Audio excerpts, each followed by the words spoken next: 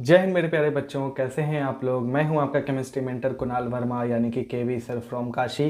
तो आज हम चैप्टर नंबर फर्स्ट कहें या फिर हम सोल्यूशन चैप्टर कहें, उसके कुछ हम न्यूमेरिकल लेके आए हैं। कंसंट्रेशन टर्म्स पे आधारित कुछ क्वेश्चंस हैं जो आपके बोर्ड्स के लिए भी काफ़ी हेल्पफुल होंगे और जेई जैसे एग्ज़ाम और नीट जैसे एग्ज़ाम्स के लिए। हालांकि इसमें भी इसके आगे भी हम कुछ और एडवांस लेवल के भी क्वेश्चन देखेंगे। आज कुछ बेसिक क्वेश्चंस हैं जिसको हम लोग प्रैक्टिस करते हैं। तो पहला सवाल है, calculate the molarity of a solution prepared by dissolving 5.8 gram NaCl in 500 ml of solution. देखिए मोलारिटी मैं क्या करूंगा, फॉर्मूला भी रिवाइज करते चलूंगा। तो मोलारिटी का फॉर्मूला होता है ये m equals to mass of solute upon में molar mass of solute into volume millilitre में ये सोल्यूशन का वॉल्यूम है इनटू ऊपर 1000। क्लियर है, ये फॉर्मूला होता है मोलारिटी का। तो यहाँ पे हम अगर सारी चीज़ों को पुट करते हैं, कितना है 5.8 ग्राम, 5.8 ग्राम अपॉन में इसका मोलर मास कितना है, देखो सोडियम का 23 और क्लोरीन का 35.5, दोनों को जोड़ देंगे तो ये आ जाएगा 58.5। क्लियर। और वॉल्यूम ऑफ सोल्यूशन कितना दिया हुआ है, घोल के कितना बना दिया गया है 500 ml, ठीक, और ऊपर 1000। तो ये करीब करीब 1/10 बार में कट जाएगा और ये 2 बार में कट जाएगा। दिया जाएगा 2/10 यानी कि 1/5 और यूनिट क्या हो जाएगा मोलारिटी का, मोल पर लीटर। तो जैसे मैं इसमें क्वेश्चन भी करा रहा हूं और जितना हो सके मैं जैसे फॉर्मूला बता दिया, यूनिट बता दिया, ठीक है। और मोलारिटी टेम्परेचर डिपेंडेंट होता है, ये सब बातें आप लोग थोड़ा सा याद कर लेंगे, ठीक है ना। जितने बोर्ड्स वाले कैंडिडेट हैं तो वो सब तो चीज़ें याद कर लें। टेम्परेचर डिपेंडेंट होता है मोलारिटी। क्लियर है। नेक्स्ट क्वेश्चन पे चलते हैं और अगला सवाल है, calculate the molality of a solution prepared by dissolving 36 gram glucose in 250 gram water. देखो मोलालिटी का जो फॉर्मूला होता है, जो मोलालिटी का फॉर्मूला होता है, molality equals to mass of solute upon में molar mass of solute into, ध्यान देना यहाँ पे कैपिटल जो W है ग्राम में, ये मास ऑफ सॉल्वेंट है और ऊपर 1000। ध्यान देना ये कैपिटल W क्या है, मास ऑफ सॉल्वेंट है, ठीक है ना। अभी तक हम जैसे मोलारिटी में क्या रख रहे थे, वॉल्यूम यहाँ पे रख रहे थे, बट वो पूरे सोल्यूशन का वॉल्यूम था। यहाँ पे मास रख रहे हैं बट वो केवल सॉल्वेंट का है, ध्यान रखना सॉल्वेंट का है। क्लियर।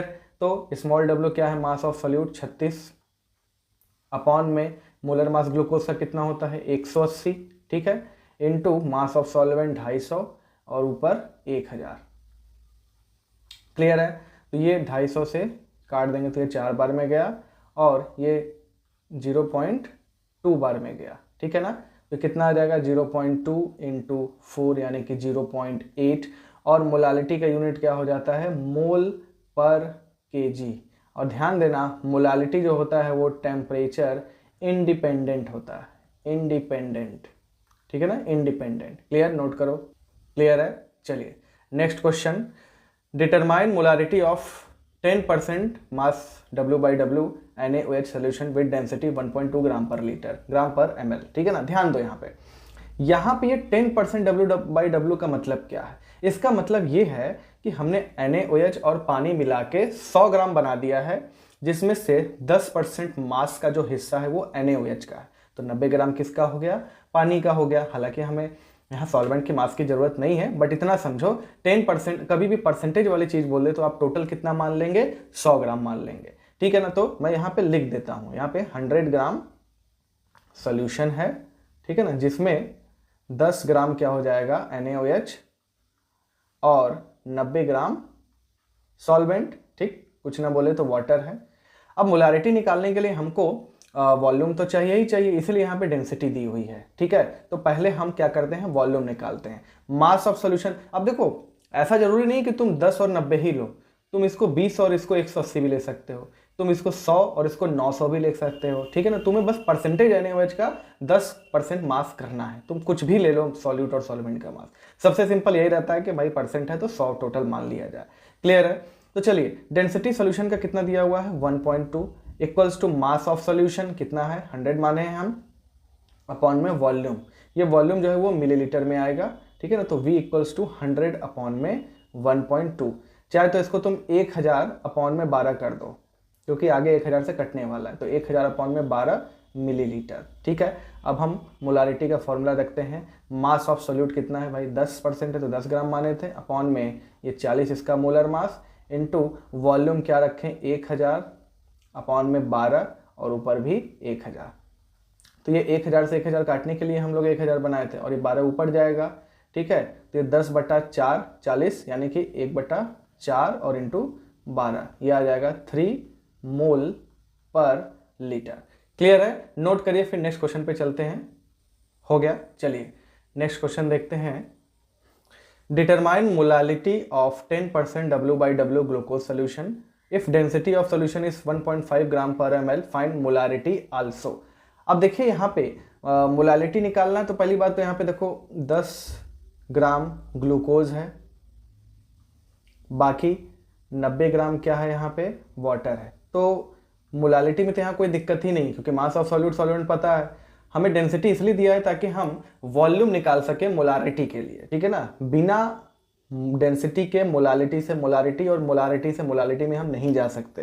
तो मोलालिटी निकाल लेते हैं सबसे पहले। तो मोलालिटी क्या हो जाएगा, equals to mass of solute upon में मोलर मास ऑफ सॉल्यूट, यानी कि 10 अपॉन में 180 इंटू मास ऑफ सॉल्वेंट 90 और इंटू 1000, ठीक है ना। जब इसको सॉल्व करेंगे तो आप हालांकि सिंप्लीफाई कर सकते हैं। जब इसको सॉल्व करेंगे तो ये 100 अपॉन में 18 इंटू 9, जब इसको आप सॉल्व करेंगे तो ये आ जाएगा 0.617 मोल पर केजी, ठीक है। अब मोलारिटी निकालने के लिए हमको डेंसिटी दिया हुआ ताकि हम वॉल्यूम निकाल सकें। तो डेंसिटी इक्वल्स टू भाई टोटल 100 ग्राम माने हैं तो 100 अपॉन में वॉल्यूम, तो यहाँ से वॉल्यूम इक्वल्स टू 100 अपॉन में 1.5, ठीक। फिर से इसको हम 1000 अपॉन में 15 कर लेते हैं। अब मोलारिटी के फॉर्मूला में रखते हैं। तो मास ऑफ सॉल्यूट कितना है 10, मोलर मास सॉल्यूट का 180 इंटू वॉल्यूम 1000 अपॉन में 15 इंटू ऊपर 1000 रख दिया, 1000 से 1000 खत्म, ये 0 से 0 खत्म, तो ये कितना आ गया 15 अपॉन में 18, ठीक है ना। 15 अपॉन में 18, तो ये कितना आ जाएगा 0.833 मोल पर लीटर। क्लियर है, तो इसको नोट कर लो। हो गया, चलिए नेक्स्ट क्वेश्चन देखते हैं। और अगला क्वेश्चन है ए 2 molar acetic acid. Acetic acid जानते ही आप लोग, CH3COOH acetic acid solution has density 1.2 ग्राम पर ml, फाइंड इट्स मोलालिटी। अब देखो मोलालिटी से मोलालिटी में जाना है। पहली बात ध्यान से समझिए, आपको पता है तो अच्छी बात है, बट जिन बच्चों को नहीं पता वो ध्यान दें। मोलारिटी असल में होता क्या है, नंबर ऑफ मोल अपॉन में volume of solution in litre. अब आपको ये मोलारिटी कितना दिया हुआ है, 2 दिया हुआ है, मतलब इसकी जगह पे 2 दिया हुआ है, यानी number of moles of solute upon में वॉल्यूम, यानी नंबर ऑफ मोल अपॉन में वॉल्यूम। इस रेशियो को आपको 2 लेना है, इस रेशियो को आपको क्या बनाना है 2 बनाना है। तो आप एक काम करिए, आप इसको 2 मोल मान लीजिए, इसको 1 लीटर मान सकते हैं। आप इसको चाहे तो 10 मोल मान लो तो इसको 5 लीटर मानना पड़ेगा। सबसे सिंपल हमारे लिए यही रहता है कि हम 1 लीटर मान लें, यानी कि 2 मोलर का मतलब क्या हो गया कि 2 मोल एसिटिक एसिड किसमें घुला हुआ है, 1 लीटर यानी कि 1000 ml सोल्यूशन। बात समझ में आ रही है। Total mass of volume of solution कितना है 1 लीटर या 1000 ml, जिसमें कितना मोल सॉल्यूट प्रेजेंट है 2 मोल। अब जरा इसका मोलर मास निकालोगे तो मोलर मास कितना आ जाएगा 60 आ जाएगा, ठीक है ना। इसका मोलर मास कितना आ जाएगा 60 आ जाएगा। तो आप मोल इक्वल्स टू मास अपॉन में मोलर मास जानते हैं, तो मोल 2 इक्वल्स टू मास अपॉन में इसका मोलर मास, यानी कि यहां से मास ऑफ एसिटिक एसिड कितना निकल के आ गया 120 ग्राम, ठीक है। अब ध्यान दीजिए, आपको मोलालिटी निकालना है तो ध्यान रखिए आपको मास ऑफ पानी भी चाहिए, सॉल्वेंट का मास चाहिए, जिसमें सॉल्यूट तो पता है। अब किसी तरह अगर हम टोटल मास सॉल्यूशन का निकाल लें और उसमें से सॉल्यूट का मास घटा दे तो सॉल्वेंट का मास पता चल जाएगा। क्लियर है, और इसीलिए डेंसिटी दी हुई है, क्योंकि डेंसिटी ये पूरे सोल्यूशन का है। तो डेंसिटी पूरे सोल्यूशन का 1.2 equals to mass of solution, equals to mass of solution, ठीक है ना, अपॉन में volume of solution. Volume of solution कितना है भाई 2 मोलर का मतलब हम माने ना 1 लीटर यानी 1000 ml सोल्यूशन, तो यहाँ पे 1000 रख देते हैं ml में, क्योंकि ये ग्राम में चाहिए। यानी कि मास ऑफ सोल्यूशन कितना निकल के आ गया, मास of solution will be 1000 into 1.2 तो 1200 ग्राम। ठीक, और ये 1200 ग्राम किसके बराबर है? ये सॉल्यूट का मास 120 प्लस कैपिटल डब्ल्यू जो कि सॉल्वेंट का है। तो कैपिटल डब्ल्यू सॉल्वेंट का कितना निकल के आ गया? 1200 में से 120 घटा दो तो 1080 ग्राम। ठीक है ना। अब मोलालिटी आराम से निकल जाएगा। तो मोलालिटी क्या हो जाएगा? मास ऑफ सॉल्यूट। वैसे तो आप क्या कर सकते हैं, इसको भी बोला जाता है मास मोल्स ऑफ सॉल्यूट अपॉन में mass of solvent in gram into 1000। ठीक, वो small w by small m हम बस इसी n के जगह पे लिख देते थे। तो यहाँ पे आपको नंबर ऑफ मोल पता है सॉल्यूट का कितना है? 2। तो 2 अपॉन में 1080 इंटू 1000। जब इसको सॉल्व करेंगे तो ये आएगा 1.85 मोल पर केजी। क्लियर है? चलिए इसको नोट कर लीजिए। हो गया। चलिए नेक्स्ट क्वेश्चन देखते हैं। और अगला सवाल है 4 molar NaOH solution has density 1.5 ग्राम पर ml, फाइंड इट्स मोलारिटी। इस बार मोलालिटी निकालना है, मतलब मोलालिटी दिया हुआ है और मोलारिटी निकालना है। ठीक है, तो अब जाहिर सी बात है मोलारिटी निकालने के लिए हमको वॉल्यूम ऑफ सॉल्यूशन चाहिए। तो पहली बात, ये 4 मोलर का मतलब क्या है? देखो मोलालिटी जो होता है नंबर ऑफ मोल अपॉन में mass of solvent in kilogram. फिर से ये वैल्यू कितना दिया हुआ है? 4 मोलर यानी कि 4 दिया हुआ है। अब इस रेशियो को आपको 4 बनाना है, तो आप नंबर ऑफ मोल को 4 मान लीजिए और ये मास ऑफ सॉल्वेंट को 1 किलोग्राम मान लीजिए। चाहे तो आप इसको 8 मान लीजिए, इसको 2। तो सबसे सिंपल ये कि 1 किलोग्राम मान लें। तो इसका मतलब 4 मोलर का मतलब ये हुआ कि 4 मोल NaOH कितने पानी में है? सॉल्वेंट की बात हो रही है, पूरे सोल्यूशन की नहीं, सॉल्वेंट की, प्लस 1 किलोग्राम यानी कि 1000 ग्राम वाटर। आई बात समझ में? अब पहली बात तो 4 मोल का मतलब क्या हुआ? 4 equals to mass of NaOH upon में इसका मोलर मास 40। तो यहाँ से मास ऑफ NaOH कितना निकल गया? सॉल्यूट का 160 ग्राम। ठीक, यानी कि टोटल सोल्यूशन कितना मौजूद है? मास ऑफ सोल्यूशन मौजूद है ये 160 ग्राम NaOH का प्लस ये 1000 ग्राम। ठीक है ना। तो कितना आ गया? 1160 ग्राम। क्लियर है ये?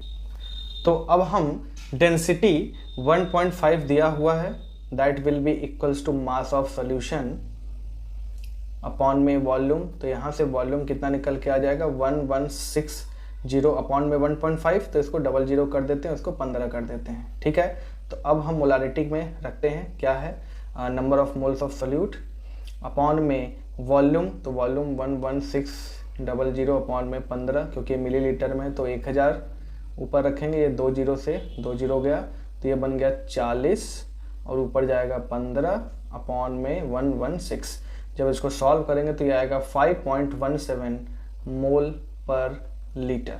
क्लियर है? नोट कर लो इसको। चलिए नेक्स्ट क्वेश्चन देखते हैं। और अगला सवाल है 214.2 gram sugar solution contains 34.2 gram sugar, find molality and mole fraction of each component. देखो सबसे पहली बात, मास ऑफ सोल्यूशन टोटल कितना दे दिया हुआ है? 214.2, जिसमें 34.2 ग्राम शुगर है। तो जाहिर सी बात है इसमें से शुगर का मास घटा दो तो 180 ग्राम वाटर यानी सॉल्वेंट पता चल जाएगा।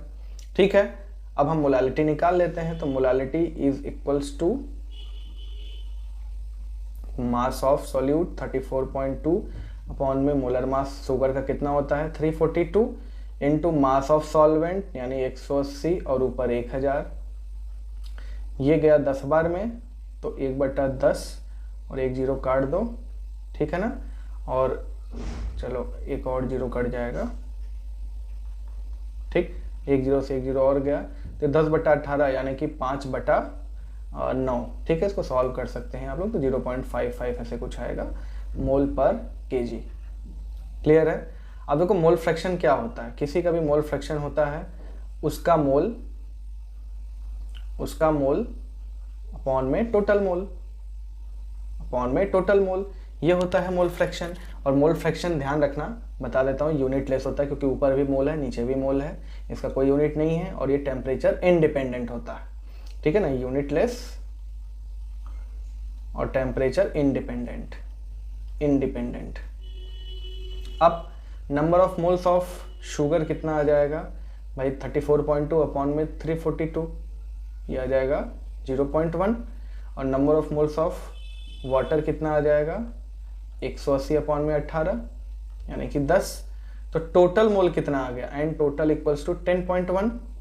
तो मोल फ्रैक्शन शुगर का कितना हो जाएगा, that will be equals two moles of sugar upon में टोटल मोल, ठीक है ना, यानी 1/101 और मोल फ्रैक्शन H2O का 10 में 10.1, ठीक है।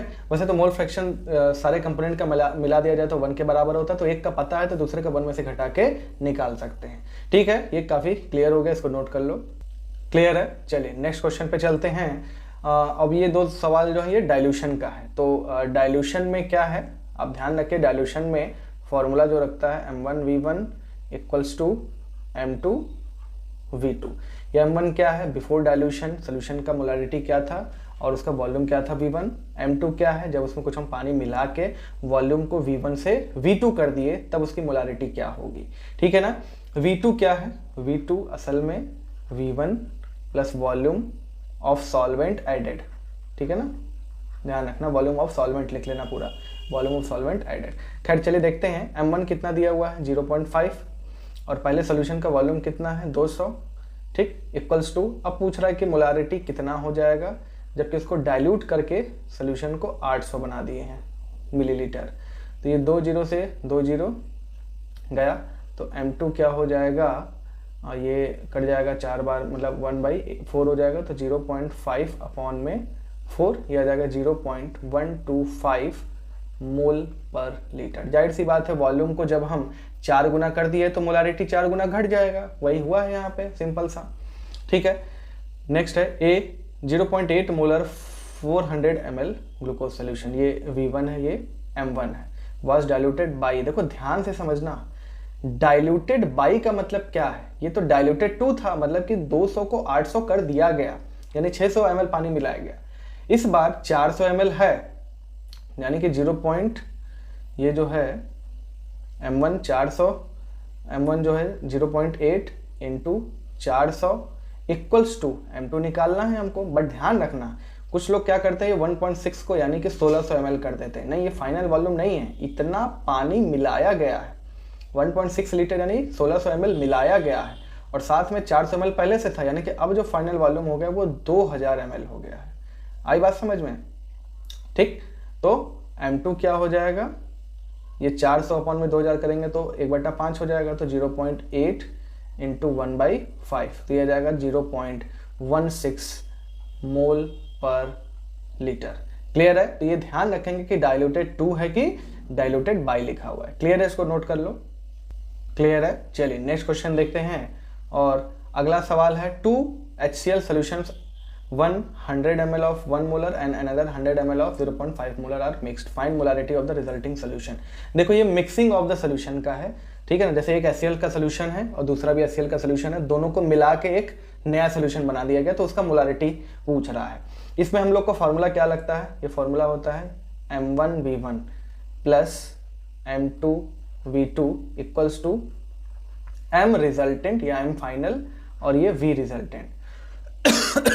ये M1 क्या है, जो सोल्यूशन है उसका मोलारिटी कितना HCl का और इसका वॉल्यूम, ये दूसरे HCl का मोलारिटी और वॉल्यूम। ये MR क्या है, जब दोनों को मिला देंगे तो फाइनल वॉल्यूम क्या, फाइनल मोलारिटी क्या आएगा, और VR क्या है, फाइनल वॉल्यूम। तो जाहिर सी बात है VR V1 प्लस V2 होता है। कभी कभी क्या होता है, इसमें बोल देता है कि बाहर से भी पानी ऐड कर रहे हैं, तो V1 plus V2 plus added water भी, वो भी मिक्स हो जाएगा, उसमें ऐड हो जाएगा।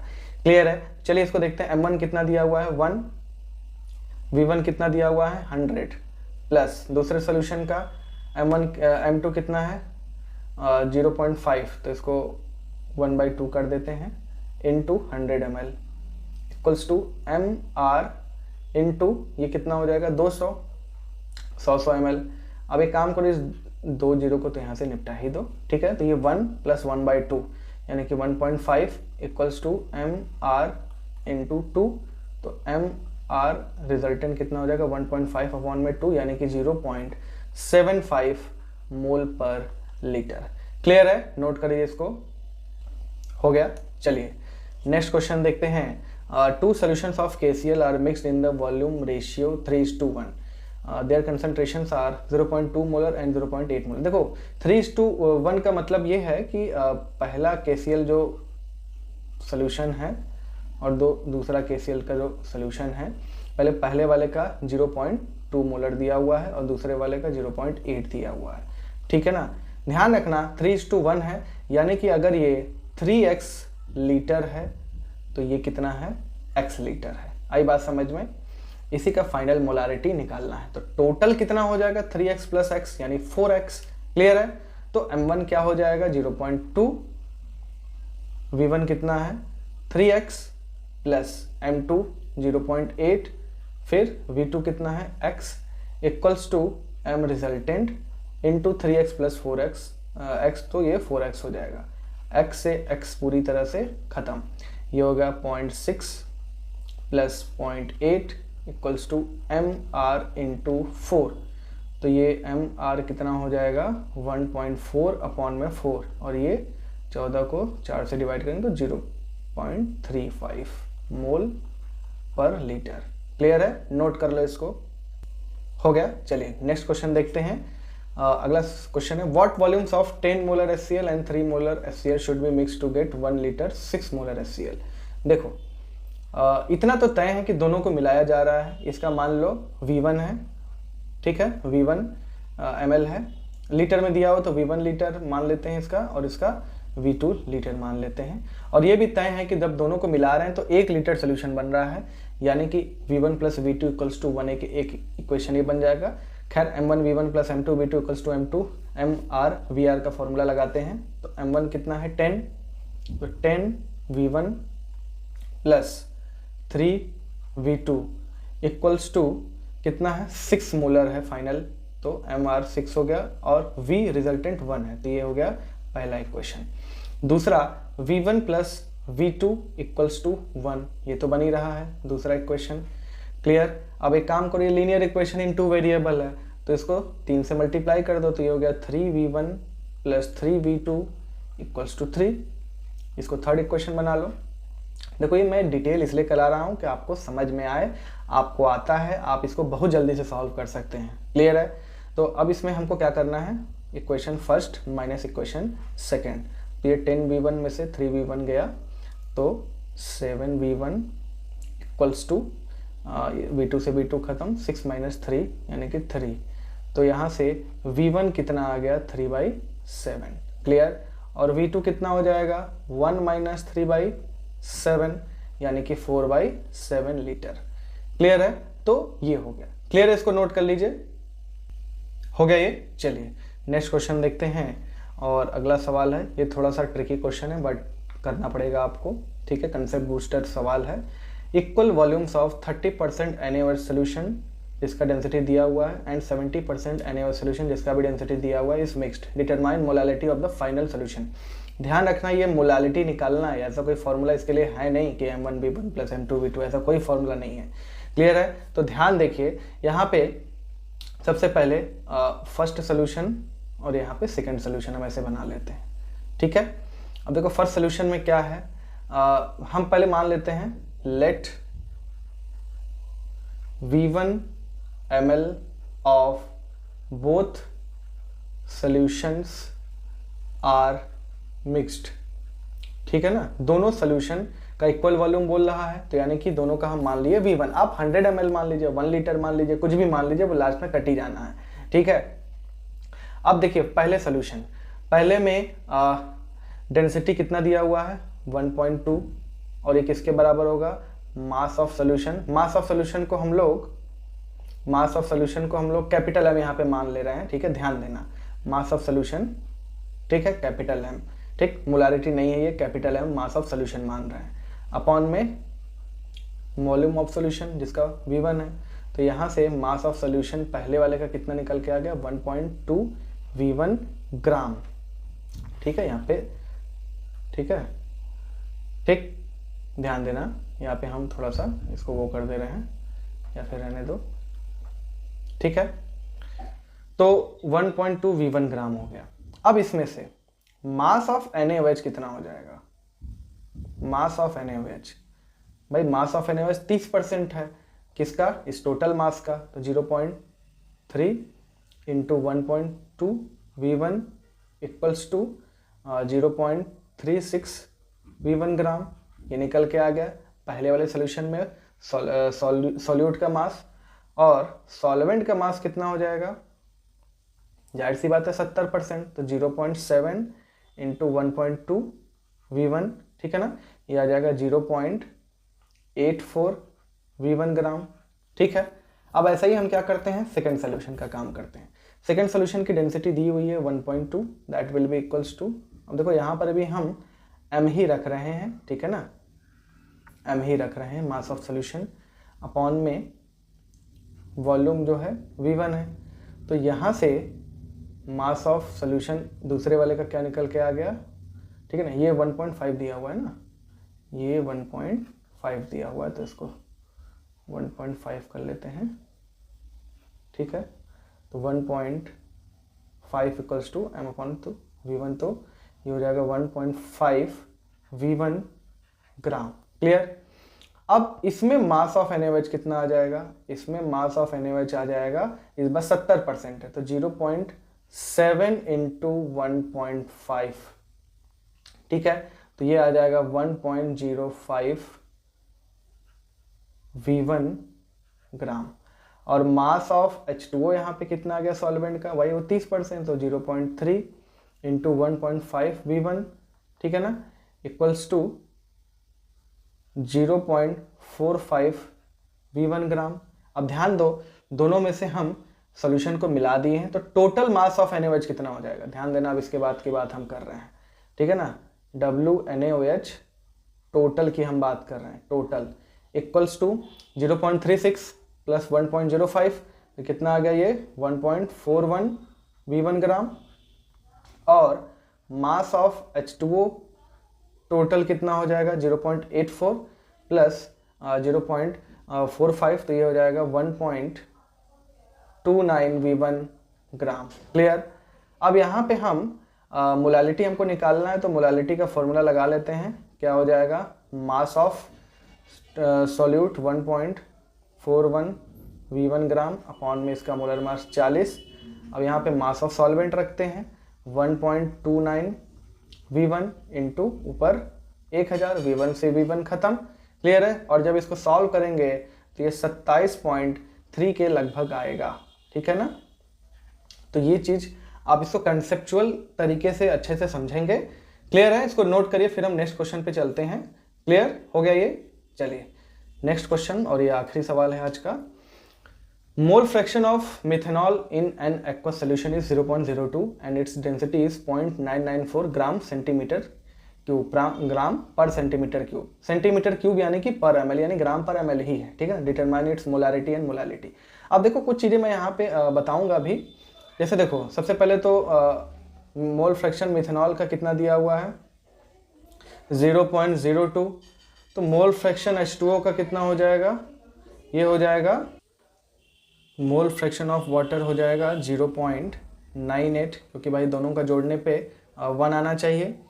अब ध्यान दो, मैं क्या कर रहा हूँ, मोल फ्रैक्शन ऑफ मिथेनॉल अपॉन में मोल फ्रैक्शन ऑफ H2O, इसको जब करूँगा तो 0.02 अपॉन में 0.98, यानी कि ये 1/49 आएगा।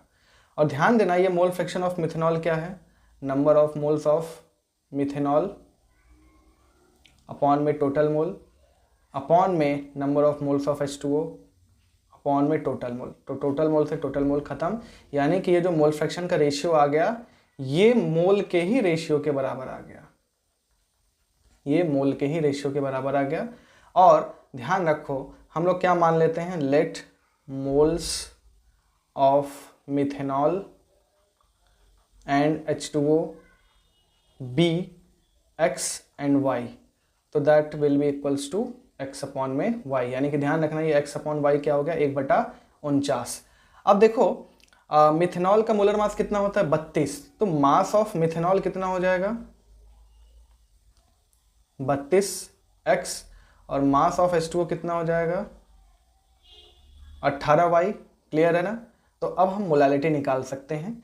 मोलालिटी क्या होता है, मास of solute, mass of solute 32x है, ठीक है, 32 एक्स अपॉन में इसका molar mass 32 into mass of solvent कितना है 18y इंटू 1000। ठीक है, तो ये 32 से 32 खत्म और ये बचा क्या 1000 अपॉन में 18 इंटू एक्स अपॉन वाई, और एक्स अपॉन वाई कितना रखे हैं हम लोग 1/49। ठीक है, उसको सॉल्व करेंगे तो ये 1.13 आएगा। ठीक है, 1.13 मोल पर केजी। क्लियर। मोलारिटी निकालने के लिए मोलारिटी इज इक्वल्स टू, अब देखो पहली बात तो मोलारिटी के लिए वॉल्यूम चाहिए, तो डेंसिटी कितना दिया हुआ है, डेंसिटी दिया हुआ है 0.994 equals to mass of solution रखना है, तो मास ऑफ सोल्यूशन यानी कि दिस प्लस दिस। ठीक है ना, 32x plus 18y solute plus solvent, तो 32x प्लस 18y। ठीक है ना, density equals to mass upon में वॉल्यूम, तो यहाँ से वॉल्यूम कितना आ गया 32x plus 18y divided by 0.994। तो मोलारिटी क्या हो जाएगा, मास ऑफ सॉल्यूट 32x अपॉन में उसका मोलर मास इनटू वॉल्यूम में क्या रखेंगे 32x प्लस 18y अपॉन में 0.994, ऊपर 1000 ये 32 से 32 खत्म और 1000 से मल्टीप्लाई होगा तो ये 994 हो जाएगा। ठीक है ना, तो ये हो जाएगा x इंटू 994 अपॉन में 32x प्लस 18y। अब न्यूमरेटर और डिनोमिनेटर को दोनों को x से डिवाइड कर दो, तो ये बन गया 994 अपॉन में 32 प्लस 18y बाई एक्स। अब y x बाई वाई 1/49 है, तो y बाई एक्स क्या हो जाएगा 49, तो ये हो जाएगा 994 अपॉन में 32 प्लस 18 इंटू 49, और इसको सॉल्व करोगे तो ये आएगा 1.08 मोल पर लीटर। क्लियर है। तो ये कुछ क्वेश्चंस हैं। ठीक है ना, अभी हम आगे और भी क्वेश्चंस लेकर आएंगे जेई एडवांस तक के लेवल तक के क्वेश्चन। तो आगे मिलते हैं, तब तक के लिए जय हिंद।